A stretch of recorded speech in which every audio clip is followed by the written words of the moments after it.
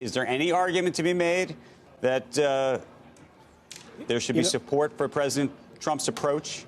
I'm reminded that I think it's Alan Blinder said when he first went on the Fed, Alan Greenspan told him that most Americans think the Federal Reserve is a forest. So I'm not surprised that the public doesn't know about as much about the Fed as we do in the CNBC audience. Look, I think that the president must have calculated that if we have a recession, he wants to blame it on the Fed. He stepped on his own message by starting and continuing a trade war with China, and I think that's more predominant in people's minds. They're going to understand that more. David, before we get to George, though, what do you make, though, of the argument that presidents have done this forever, maybe just not so publicly?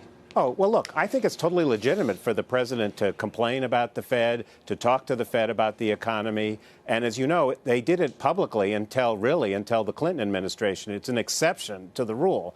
I think where the president is one thing to say, I don't like their interest rates policy, but to call the Fed chair a bonehead and to review his press conference before he even does it, I think it's disrespectful. It undermines confidence in our government and all our institutions. I don't think it serves his interest, and I think it's just wrong. George, I know you're a supporter of the president. Do you agree with David Wessel? Well, I'm not a supporter of the president, first of all. So I can't represent his view here.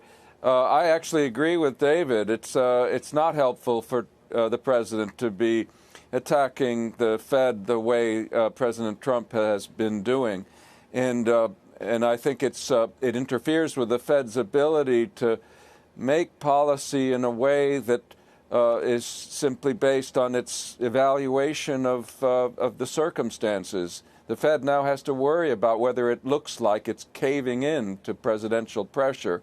That complicates its job in a way that George, can do harm. I mean, let's cut to the chase of what I think is the issue that matters most to our viewers, which is, do you think the Fed is caving into pressure? What impact does it have that the President of the United States, and I've lost count in September, but I think we counted like 22 of 30 days in August, or 31 days in August, however many days are in August, the president tweeted about the Federal Reserve. Yeah. What impact, and George and then David, does it have on Jay Powell and the Federal Reserve?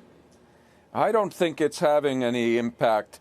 It might, if it has any impact at all, be causing the Fed to dig in its heels and perhaps to resist cutting rates more than it might otherwise. But as far as I can tell, the actions the Fed has been taking while all this tweeting has been going on are justifiable in terms of economic circumstances. So you can't tell from the actual decisions the Fed's been making that it's caving in to pressure. It does need to cut rates. It has cut rates, but that doesn't mean it's doing it because the president is telling it to. David, how much of this do you think actually this conversation we're having actually think happens in the room with Jay Powell? I think they try very hard not to have this conversation. It's impossible to avoid. Jay Powell has to get up every morning and say, is this going to be the day that I read on Twitter that President Trump is trying to fire me? But there's also this interesting phenomenon. There was an NBER paper the other day which suggested that the tweets move the bond market and the bond market moves the Fed. Right. So it might be having an indirect effect. I think it has more of an effect than people let on. I think it makes every decision, it makes the entire decision-making process right now existential for the Federal Reserve.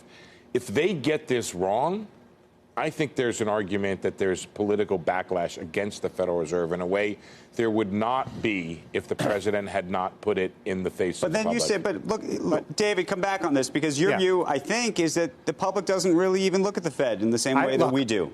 I think the most important set of people to watch are the members of Congress. It is extraordinary. Republicans in Congress, most of whom, at least until this recent issue on the Syrian border with Turkey, have stood behind the president, are absolutely not with him. When you look at what the members of Congress on both sides of the aisle say when Jay Powell testifies, you'd think he was the Pope or something. So there is very little support for the president's attacks on the Fed from Congress, and ultimately that is the Fed's biggest insurance policy against playing with its independence.